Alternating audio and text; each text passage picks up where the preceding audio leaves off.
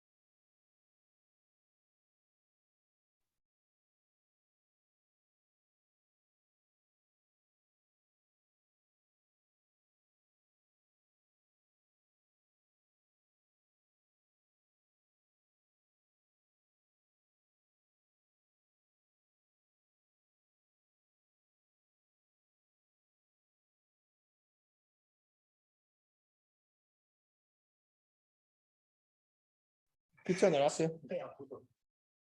Thank you.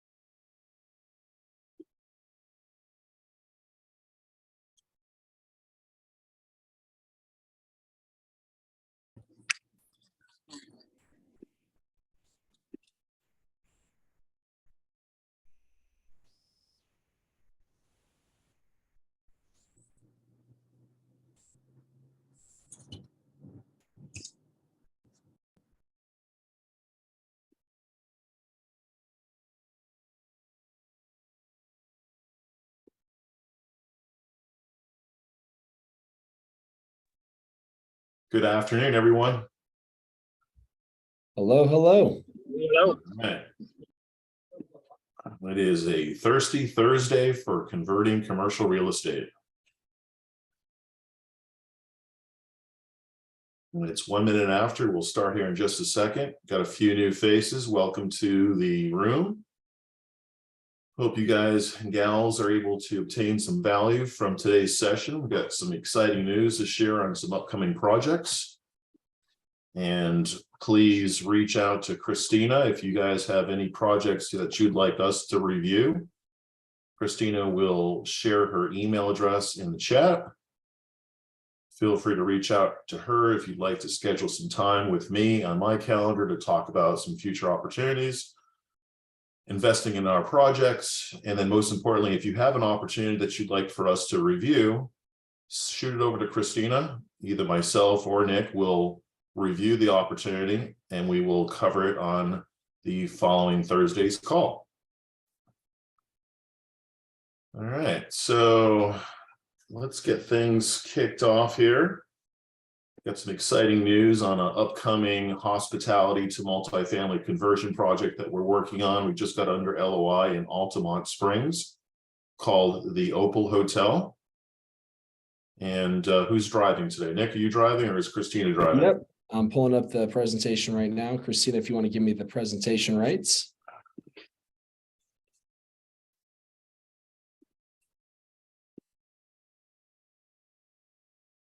Is just downloading the PowerPoint right now.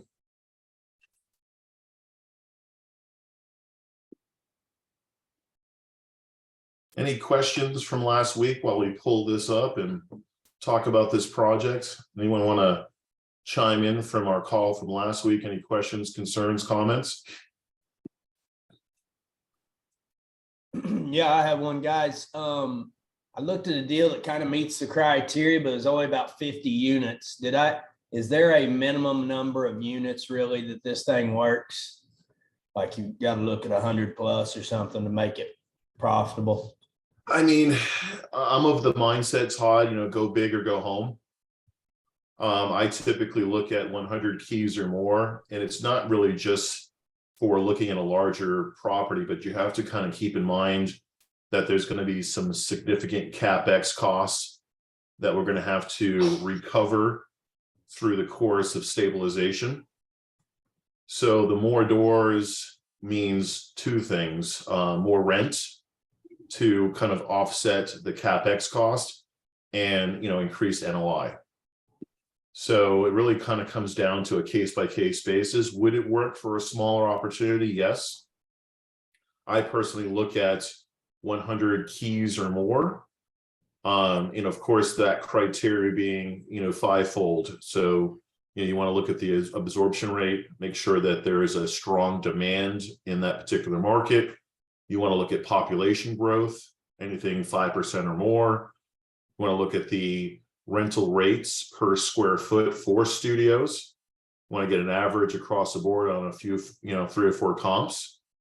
But most importantly, you want to look at the exit price per door on that multifamily. So as long as you're seeing like a 3 to 5x multiplier, that will, give you a green light to proceed. The next step would be reaching out to city planning and to see if the zoning will permit the change of use from hospitality to multifamily.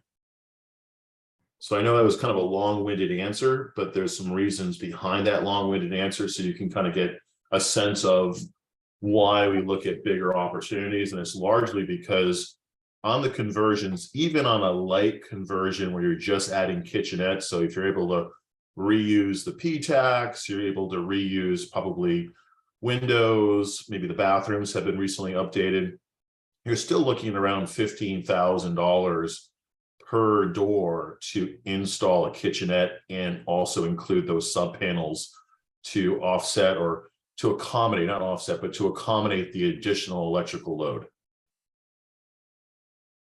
Yeah, that makes sense. That's kind of what I was thinking on this deal too. So yeah, and you'll see that when you start plugging in the numbers on the underwriting, I typically go fairly conservative. So even on a lightly distressed hospitality asset, I've been pushing my per door CapEx to around 25,000 per door. But in cases where like that Jacksonville portfolio that I took down last year, the exit was around 150 on today's exit, forecasted to be closer to 190K, and we were buying the hotels at around 45,000 a key. So even at a 25,000 capex per door, you're still well within a really healthy number on an all-in, fully stabilized price per door. We were at, I think, 68.8% all in. And I mean, that's kind of like the holy grail when it comes to real estate, whether it's residential or commercial. If you can buy anything at 70 cents on the dollar, who's not going to do it, right? Right. Yeah, you bet. All right, thanks. You got it. So I put together, well, when I say we, the team, Christina, thank you for putting together the pitch deck. Christina is my assistant. Say hello to Christina, everyone. Hi, Christina. Put together this brief little pitch deck. I do have an OM on this particular property that we can go into a little deeper. Typical OMs on hospitality assets are going to cover a lot more detail on the hospitality P&Ls, right? And we're not so much, concerned about that per se. Typically, when I'm putting something under contract, it's contingent on the change of use. So I'm not intending to operate the asset as a hospitality or a hotel. So what I'd like to do is kind of carve out what I'm really most interested in when I put down these little pitch decks, and we'll jump into it now. So this particular project, I came across my desk a little over a year ago. This is in Altamont Springs, which is a suburb of Orlando, kind of a hot market. Here's the address. This is the Opal Hotel and Suites. Next page, Nick. So this is actually a very well cared for hospitality asset. The owner is continuously putting money into CapEx, kind of keeping his hotel in pristine condition. Built in 71, renovated in 2021. The original asking price was $20 million. And last year I was actually working through a different broker. The reason why we didn't pursue is that the seller was reluctant to giving us the contingencies that we needed. So if he would have worked with us and gave us the timeline necessary to do the change of use, we would have taken this down about this time, if not a few months earlier last year. But, it's all about filling the funnel and putting these opportunities and stacking them. I am very much convinced that when you're talking to hospitality owners, especially on distressed or long in the tooth, like I like to call it, hotels, we are their best option to get their highest net return, right? What do I mean by that? So if another hotel operator were to come in and try to take this over, there's really no value add unless they were going to dump in substantial amount of money into renovating the rooms, and there's still no guarantee that they're going to get that ROI, right? So with these price points from hotel operators being where they're at, I firmly believe converters like us are their best play. And it's proven because this has come full circle and it's back on my lap. And we just got this under LOI, and the seller is going to give us 6 months to do the change of use. So, which is tremendous. Typically, it's going to take about 3 to 4 months. Granted, there could be some delays, cities, municipalities work. They don't always work as fast as we'd like them to. So I was able to bake in an additional contingency. If we needed to further out this and get some additional extensions, it was going to cost me about $20,000 for each 30-day extension, which it would be credited to the purchase price. So here's some high-level details on the asset. Built in 71, 262 rooms. It's a 4-story hotel. It's an interior corridor, which is quite interesting.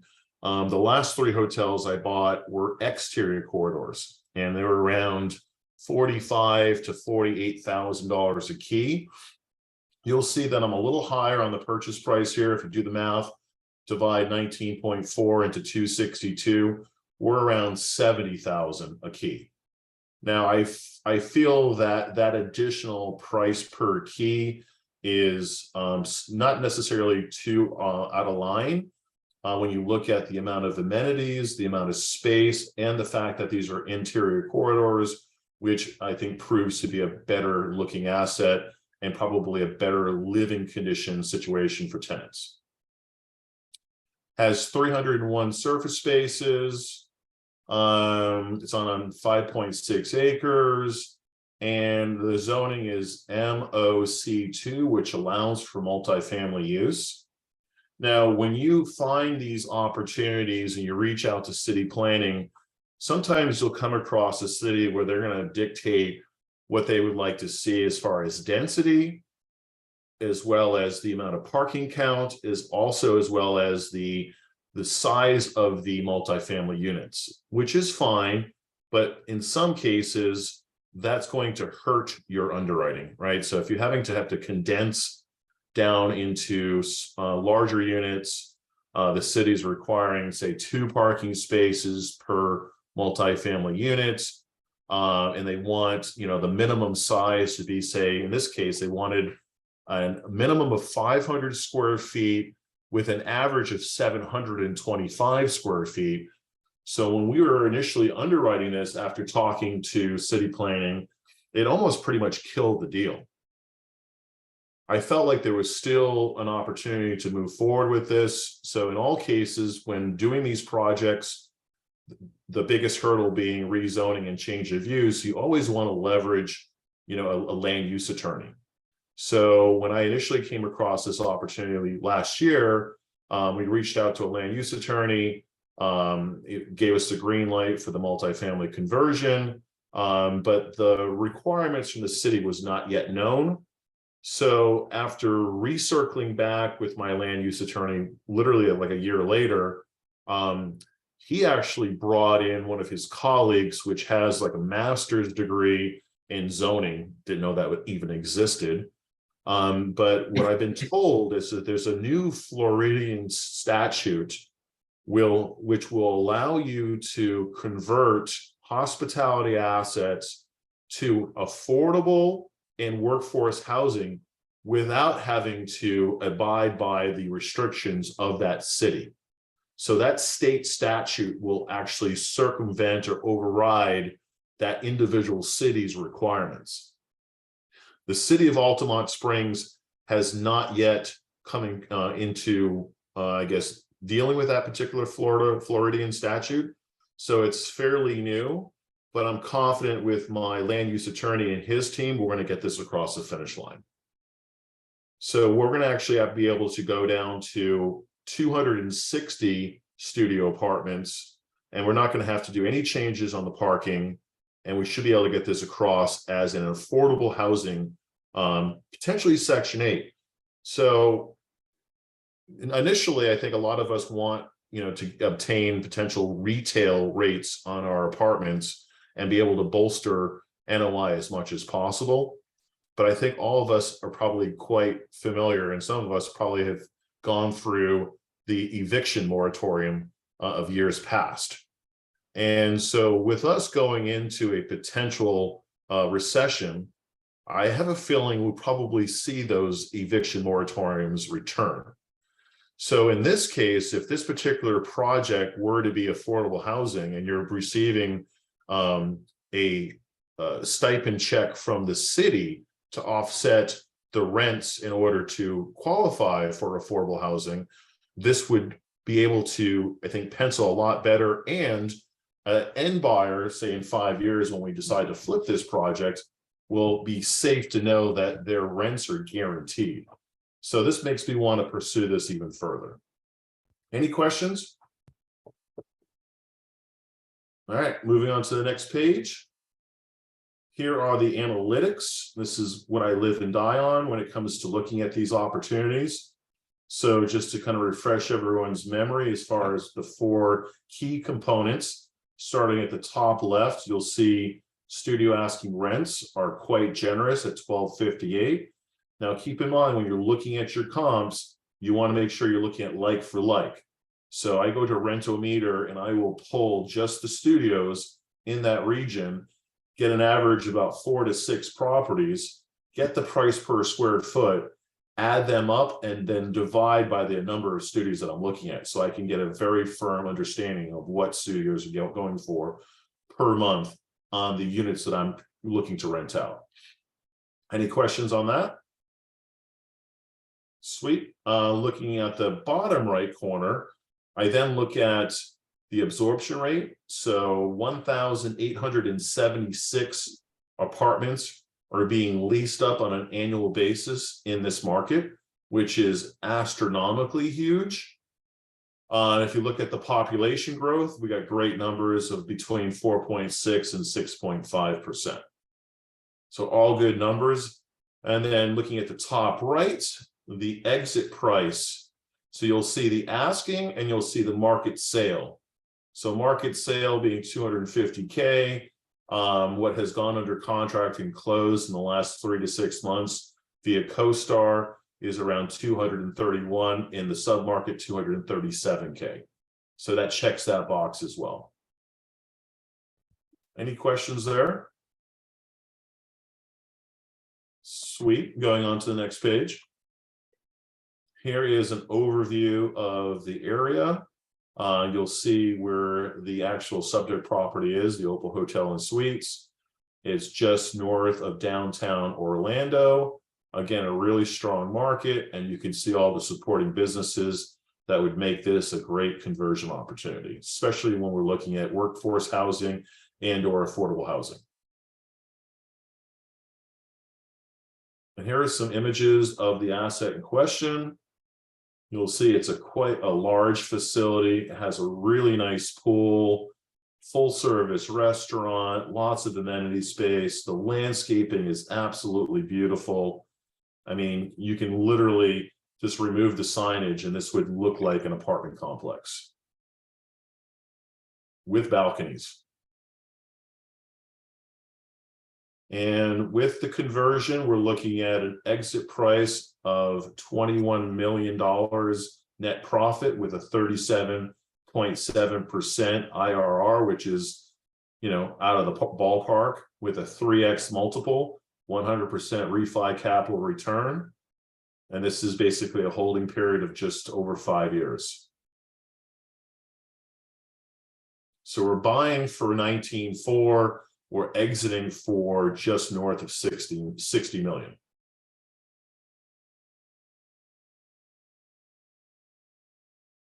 Next page. So here's some analysis that we want to just kind of touch upon. Great absorption rate. City of Altamont Springs supports the multifamily conversion component. And we have an LOI with the terms that we're looking for at 19.4, making this a great opportunity. Next page. And that's the end of this particular presentation. I do have the underwriting. If you guys want to see the underwriting, I can share my screen and I can open up my underwriting if you want to give me presenting rights, guys. I'm opening up the... Stephen, you let us know when you're raising capital. What's that? I said, you let us know when you're raising capital on that deal. We're actually, I don't know if you heard from Dan, but he was talking to a multifamily group. They just sold an asset and they have $5 million they want to place in one of our projects. Awesome. We want to do a 1031 exchange. Yeah, let's see. Let me see here. Did you give me presenting rights? Nick. Do I have to give it to you? Gotta Yeah. give it to me. You're in control. Okay, you should have it now. Thanks, sir. So you said Christina being in charge. Yeah, right. Pulling up the underwriting.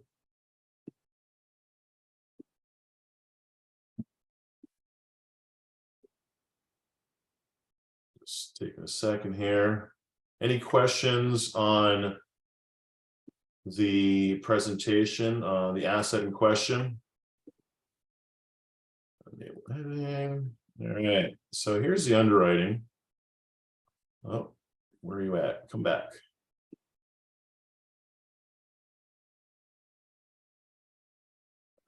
There we go. All right, so Initially, we're looking at going down to 193 hotel rooms based upon the requirements that the city gave us. But we're going to be able to change that to 260. Total residential area is 170,000 feet on 5.6 acres. We can put our parking spaces here at 301. And here are the rents. So we have, let's see here, 1,250, 215 studio apartments, 38 one-bedroom apartments, and 7 two-bedroom apartments, bringing us to a grand total of 260 doors.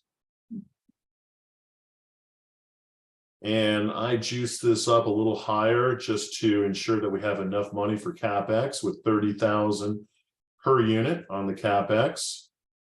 And we need to change this to 19.4.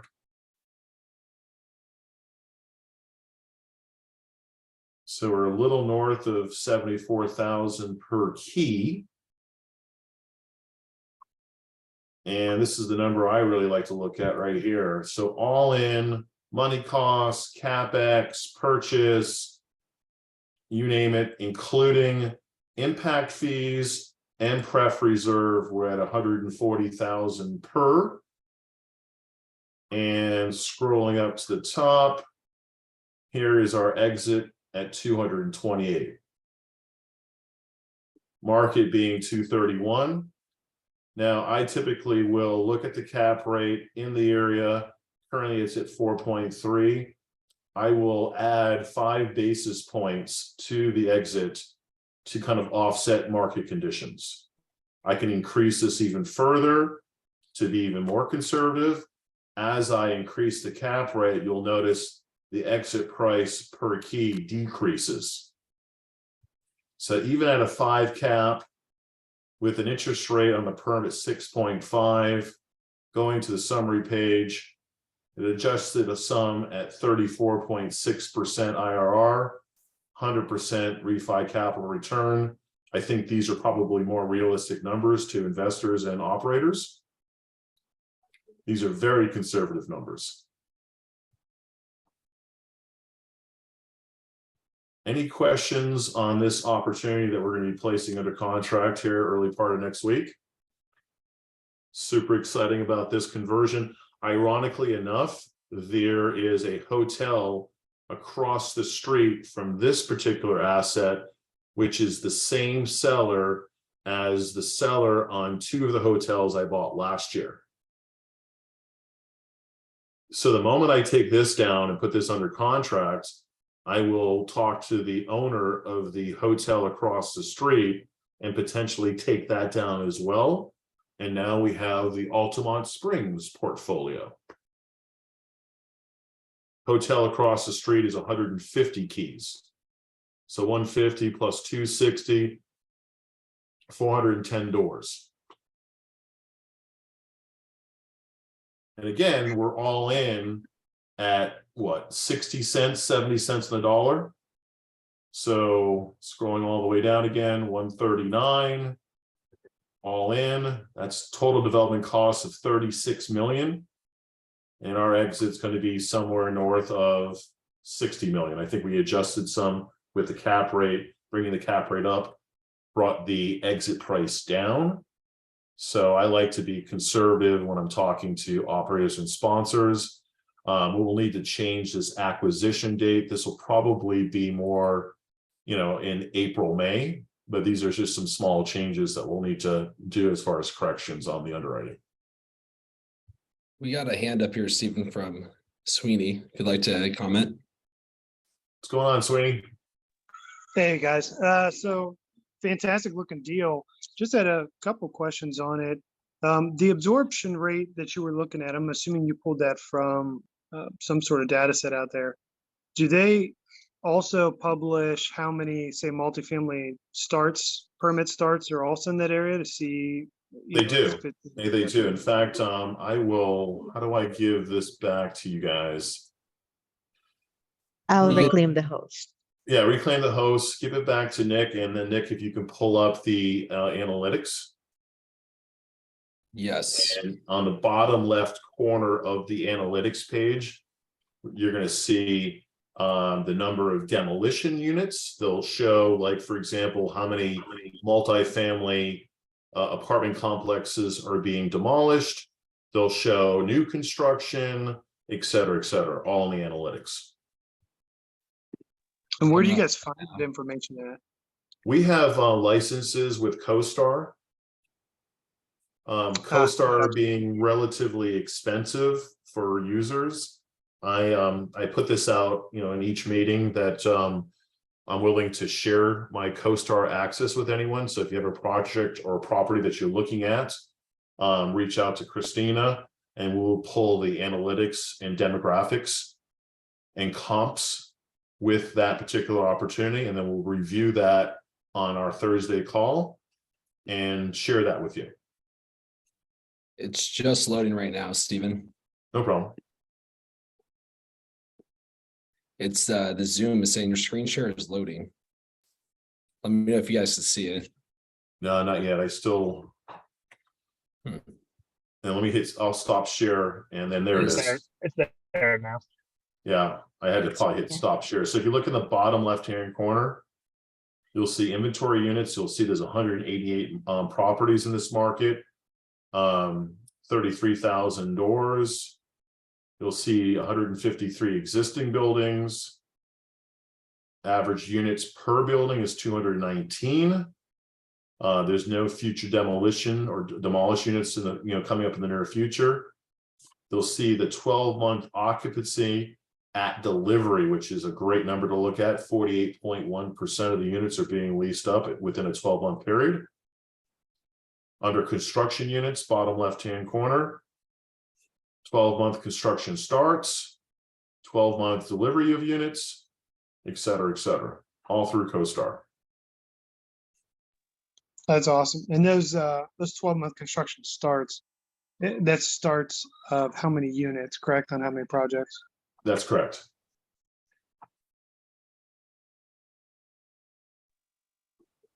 That's great. Thank you.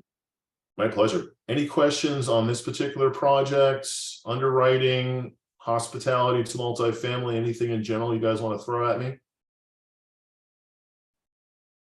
I got a question, Stephen. For your underwriting, did you include the 48% lease up or pre-lease, or did you say conservative like 20%? I actually did conservative at 30%. Awesome. And it already looked that good. Yep. It's a lot of doors.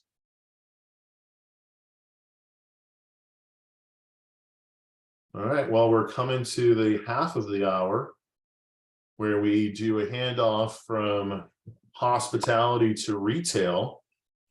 Got some exciting projects we're going to review and talk about some shopping centers. We have a few actually that we're pretty close to putting under contract. We have one in Fairborn, Ohio, another in Holyoke, Massachusetts.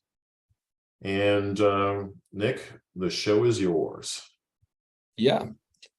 So I'll kick it off there, guys. Good afternoon. Fairborn, Ohio is close. We've gone back and forth several times with LOI negotiations with the broker, and we've landed on the due diligence terms that we need to secure the asset. And we have a call with the city tomorrow to finalize the rezoning and outdoor vehicle storage, where we will present concept art as to what we want our facility to look like to match the aesthetic of that corridor and in line with the city. There's still a major hurdle to overcome with that. They've been opposed in the past, but with another year and a half to having gone by and the building sitting vacant for over 5 years, we're going to try to compel them to move forward with this, with the realization that 51,000 square feet of that existing building will go to a mixed use of retail and indoor recreation. The update on the Holyoke, Massachusetts is we've had the submission for the rezoning. It has gone to their review board of city planning, and we're waiting for a response right now as to the status of our application. So just to kind of give you guys scope as to all the steps that go into these projects, and the better part of 4 months span each one of these, it is a step-by-step process. And you just have to continue to push the needle, move the ball down the field to get to where you need to be. And that would bring up the most important point, which is continue to scout. The bigger your pipeline, the more deals are going to go through. Mentally, I like to refer to it as shots on goal. How many offers can I put out each week? And I know statistically that a certain amount of those are going to land. And once that happens, it just keeps coming to fruition, and the more credibility you'll establish. For today's presentation, we're going to be taking a look at a submission from Pat Gage. We did not have time to go through this one last week. This is another one out of Michigan, 29905 7 Mile Road. You'll see the consistent theme of former Kmart's. They were a huge retailer with the exact footprint that we're looking for these retail self-storage conversions. Today, we'll kind of walk through the examples of how this property looks, and then also the underwriting to see why it did not pencil. This one was built in 1982. It's roughly about 62,000 square feet on a smaller land basis at 3.4 acres. Record. Zoning Waiting is for your mother. C2, which would not be used by right for self-storage. So this would indicate that we need to go in and get a exemption from the city or a rezoning application for it. Here's just a property summary. You can see the exterior of the building here. And just some more analytics that we just already covered. Nothing too significant on that as we continue forward. Any questions as I go on to the next slide?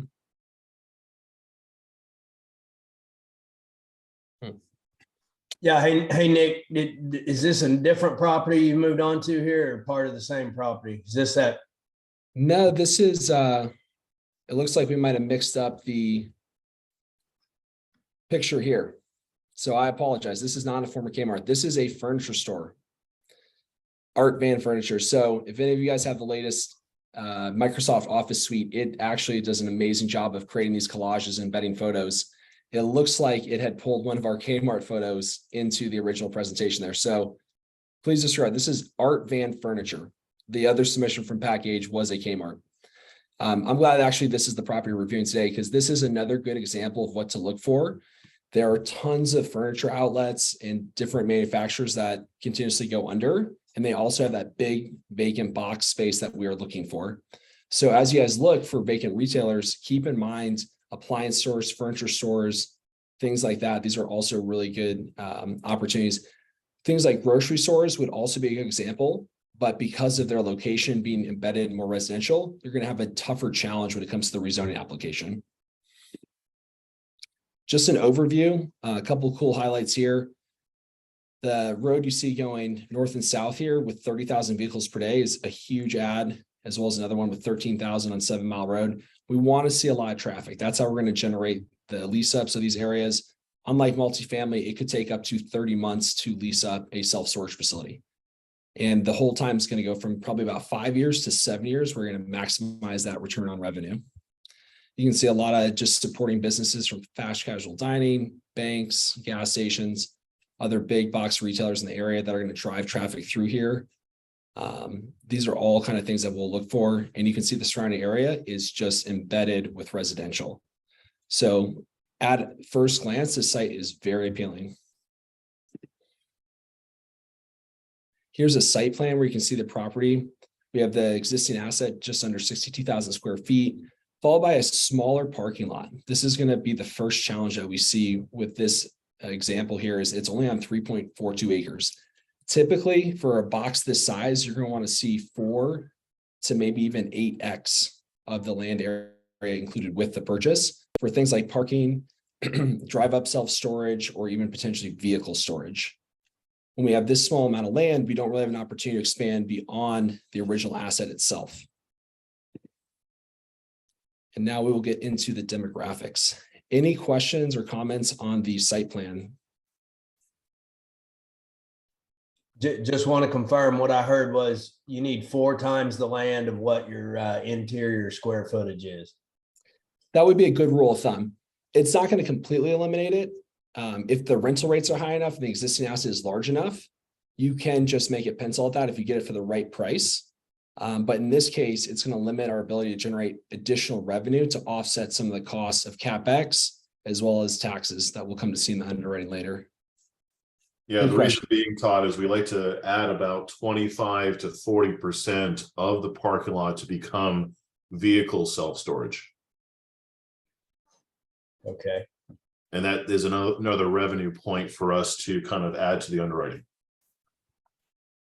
Sounds The good. returns on vehicle storage for like a covered canopy are about 70 cents per square foot.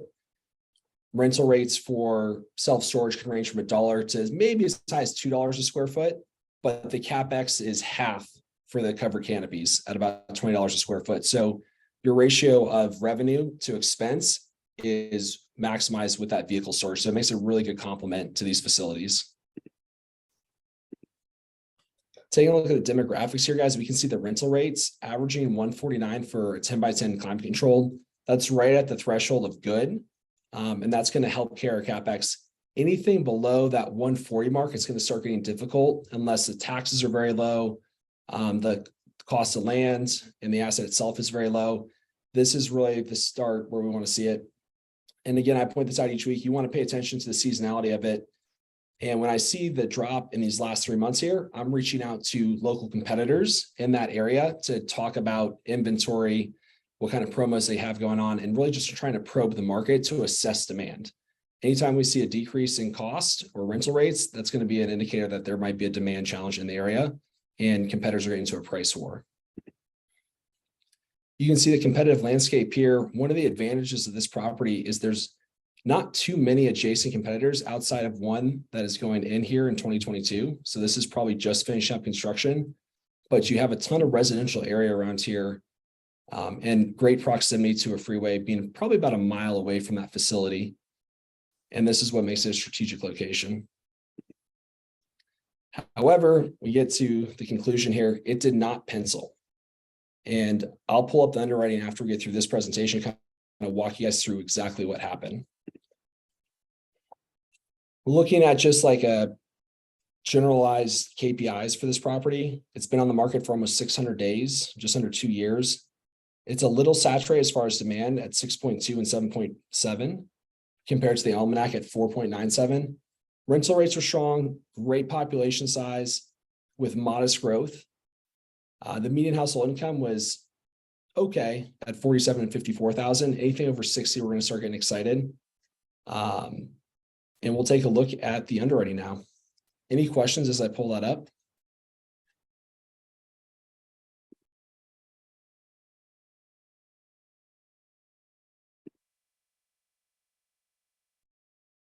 Todd, I know you're always good for one. So we got some new people on the call too. Tyler, Manpreet, if you guys want to chime in, let me know. So starting up at the top here, guys, taking that 61,000 square feet, breaking it apart for hallways and everything else you need, we'll have about just under 50,000 leasable square feet for the self-storage. This is going to equate to 383 units. Plugging that down here into our unit mix, we're seeing about 15%, 33%, 31%, and 20% respectively for 5 by 10 on up through the 4 different sizes.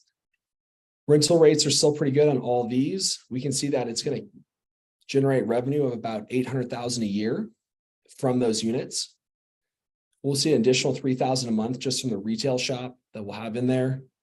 Where it took a turn was on the taxes. At $1.98 a square foot, you can see that our percent of net revenues is at 60%. A good rule of thumb for storage facilities will be about 33 to 39% of your net revenues for total operating expenses. Each year, we'll be paying almost as much in taxes as we will for the payroll for the facility. What this does is it dilutes the NOI to 307,000. So we're getting less than half of our revenue as returns. Because of that, the evaluation with the cap rate is going to bring down the property significantly. Inputted here, we have a $2 million purchase price and $300,000 for the exterior facade with another $2.4 million or $40 a square foot for the interior units. All in, this is going to go for $8.6 million, including that $2 million purchase price. However, the evaluation once stabilized would only be $5.4 million based on that NOI divided by the cap rate. And again, the two biggest things that killed it were the taxes and just a small land basis where we're not able to add additional revenue streams to offset the cost of the facility. I'll pause there for any feedback, comments, Questions on the underwriting?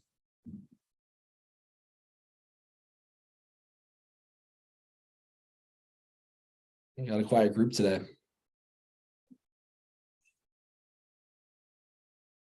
Taxes are a deal killer. In this case, definitely so.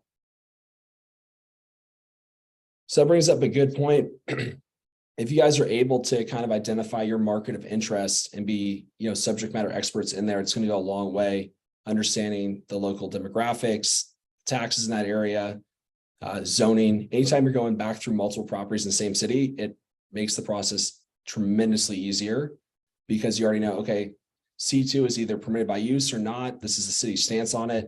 And you're able to move much quicker through the process because you understand the inputs, or if the taxes are going to be high, where you need to come in at as far as the purchase price, where the rental rates are, things of that nature. A new market that I've just discovered is Antioch, California. It's a suburb of the Bay Area where taxes are modest, but the rental rates for self-storage are huge.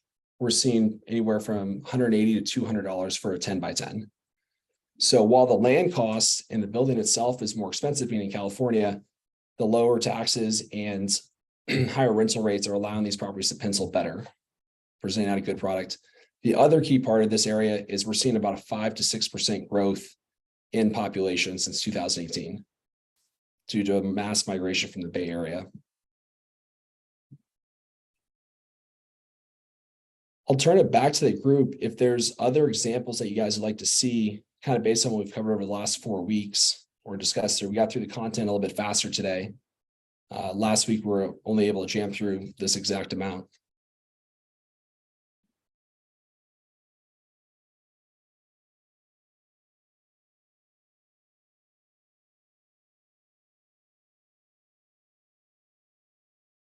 Stephen, any additional content you would like to cover? I mean, we could probably pull up the Gainesville property that I'm looking at in Florida. Did we touch upon that one last week? I Christina, don't. Yeah, we have that LOI out on that Gainesville property that we're waiting to hear back from the seller on. Want to share that one? Okay, give me 1 second. Why don't you take presenting rights, Christina? You can share that. Mhm. Now, I got a question while she's pulling that up. Stephen, y'all may be able to answer. Yes, sir. Did you have any reservation on back to the multifamily of turning that into a Section 8, which I have a little bit of experience with? Did you have any reservation and your per door sale price, you're comping that off other Section 8 properties? Is that right? That's correct. I mean, You're really comping it off of the NOI, right? The income that's being generated. So, I mean, it's going to be, my first affordable housing conversion to multifamily. So hospitality to affordable housing. I mean, if I'm saying that correctly.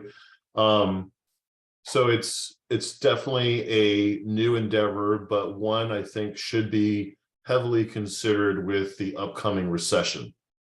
So if we go deep into a recession and the eviction moratorium returns, if you have a property that is not Section 8 or affordable housing, and you have tenants that are not paying their rent, and there's an eviction moratorium, there's going to be a lot of hurting investors in that case. So something that I want to heavily consider on future conversions is, I mean, really my focus is primarily workforce housing because we are converting these hotel rooms into efficiency studio apartments. So they're smaller than your typical studio, which means the price for the rent is cheaper, but the price per square foot on renting an efficiency studio is much higher than, for example, a 2-bedroom apartment. It's almost double, in some cases almost triple, but you're getting a roof over your head for probably 2/3 less than what you could rent a 2-bedroom for. So I think as we go into this recession deeper and deeper, and I think these things should be considered on these conversions. Yeah, and Section 8 rents to studio, they'll rent studio apartments. Oh, yeah. Okay. So we dealt with single family houses and 3 and 4 bedrooms. You know, we always brought more rent for those. But there were always more people with, you know, on the list of approved with vouchers for, you know, that had kids and that sort of thing. So there was more, you know, renters per. I just wondered if there was any kind of, you know, thought to that, like how people with kids are, you know, they're going to be excluded from renting, or I don't have any experience with the studio I mean, apartment. that's a good question. I mean, if it's like, for example, a single parent, God forbid, obviously, but if it's a single parent with a child, I could work just fine.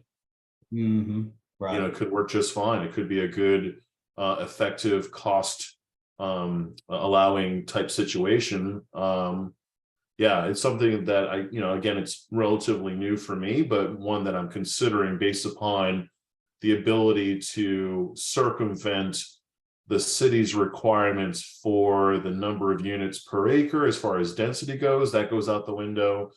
The size of the units as far as minimum requirements, that goes out the window. The number of parking spaces per multifamily unit, that goes out the window. So, I mean, something to heavily consider. You bet. And as a acquisitions focused investor, right? Because I look at these opportunities, I put together the business plan, present the business plan to an eventual operator and sponsor. I think it's not going to necessarily check all the boxes for every operator and sponsor out there, but I would imagine that it would be a large group that would be interested based upon the numbers, the returns, the guaranteed rents coming in. I think that would be huge. That's definitely a positive, because usually it's a 12-month lease or more, you know, and it renews. Yep. And those checks are coming directly from the city, right? Yeah. I just wonder about how many there are in that area that you know are on the program in line waiting, that are already approved, you know. Yeah, so I'll get that vetted through my due diligence, and hence the reason why I wanted that contingency baked into both my LOI and the PSA. And, I'm not going to move forward with an offer until that is, fully baked in and the seller is on board and understands what we're hoping to accomplish. We're not hospitality operators, we're converters. We're looking to convert to multifamily and get it stabilized. Give us the time. And if you give us the time, we'll give you that 100% certainty to closing. Sure, makes sense. You gonna do the deal if the Section 8 play doesn't work out? So I have two exits. I have workforce and affordable. So I'm going to try both of those avenues and kind of look at what those scenarios would look like ultimately from the city and my land use attorney. So then I could fully bake my underwriting and then shore up, a sponsor and operator. I already have two operators and sponsors interested in this particular project. So, who knows? Yeah. But nothing ventured, nothing gained. You bet. Thank you. Yep. So seeing that we have a pitch deck on this property in Gainesville, Florida, maybe we did cover this a few weeks ago. Correct me if I'm wrong, but let's go ahead and walk through it really quick. So I should hear back from the seller, hopefully, I heard tomorrow, but we'll see. Next page. Yeah, I think we did touch upon this one. This is 197 keys, interior quarter hotel on 7.96 acres. Next page. Here is the asset in question. So 3 stories, interior corridor hotel with 175 parking spaces. Zoning does allow for multifamily conversions. Has lots of amenity space, fitness center, pool, meeting room. I typically like to look at those meeting event spaces to be converted into self-storage facilities. So typically if you're leasing these up as studio apartments, there's going to be a storage concern in these studios. So this is an area where you can realize some additional revenue. Next page. And here is the underwriting. So If you look at the absorption rate here, not very favorable, but what's interesting, because it's somewhat in a, I want to call it a hospitality area, there's not a lot of apartments being leased up. So that number is kind of artificially low. But if you look at the surrounding markets, what I'll typically do is if I see that number, I will pull from markets in the vicinity of, and if they have very strong absorption rates, then it's something worth pursuing. But again, population growth indicates that there's a lot of people moving to that area. Exit price is at the bottom end of what I like to see, since we're looking at buying this at a little over 50,000 a key, puts this in play. And the studio rents are a little on the lower side, but again, we're buying this less than what we were looking at as far as the Opal. Next page. Here's the location in Gainesville, Florida, kind of give you an idea of the area. Yeah, we did talk about this, I think, last week, because I remember talking about the University of Florida being close by, could be a good student housing play. Next page. And here are some interior pictures, pictures of the exterior and of the pool. Next page. And this is where I typically will pull, and this is what a report looks like from Rentometer. So here's all the studios in the area. And you can see we got a good mix of comps to pull from the subject property. And what I'll typically do is I'll grab a handful of these, you know, add them together, divide it, and then have an average of a good subset of studios. Next page. And here are the returns. So a little more than 15 million in profit after 5 years with a 32% IRR, 3x multiplier, and just about all of our capital will be returned during a refi. And these are the returns on a $13 million purchase price. We're in at 13 million. 25,000 per key on CapEx, but if you look at the exit price of $41 million, definitely a deal worth pursuing. So this one's looking like conversion number 6 for me. I think that's the end of this particular presentation. Next page. Yep. So again, we had to do a little deeper dive because the absorption rate was showing negative numbers, but we did look at supporting markets around the area, and they all were very positive. And we did confirm that the zoning will approve the process to convert to multifamily. Next page. So those are a couple of projects that I'm looking to take down here in the near future. Hopefully you guys will have some deals and opportunities that you'll be able to do the same with. Keep on digging. Crexy, LoopNet, broker relationships. Reach out to, if you have a market that you like, whether it's in your backyard or a market that you feel is an emerging market. I typically will go do a Google search, show me the top 10 emerging markets for 2023. And so that Google search will reveal results, you know, from different types of sources, but then you'll see in that list a handful of cities, some that will resonate with you, some that will not. Grab those top 3 to 5 markets that do resonate with you, and then go out and talk to at least 5 to 10 brokers in each of those markets in the hospitality space. If you don't have a pitch deck, if you don't have a credibility package, you can use ours. You can say you work for Instant Hotels. You can say you work for Steven. I don't care. You can use me and leverage me as much as possible. Let them know that you're a converter. You're looking for hospitality assets that can convert to multifamily. Plug, plug, plug.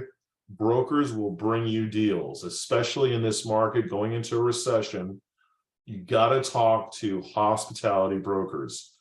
Try to have at least 3 to 5 conversations with hospitality brokers per day, every day, 5 days a week for the next 30 to 60 days. These calls will go on forever. I intend to continue to put out this knowledge base to this community, and let's get out there and be successful together. We are coming to the top of the hour. I appreciate everyone joining us today. Any questions before we close out this call? Fantastic. Well, thanks everyone for joining. Have a great Thirsty Thursday. Be good to one another. Stay safe, and I'll see you next week. Appreciate it. Thanks. See you guys. Thank you. Have a good one. Bye now.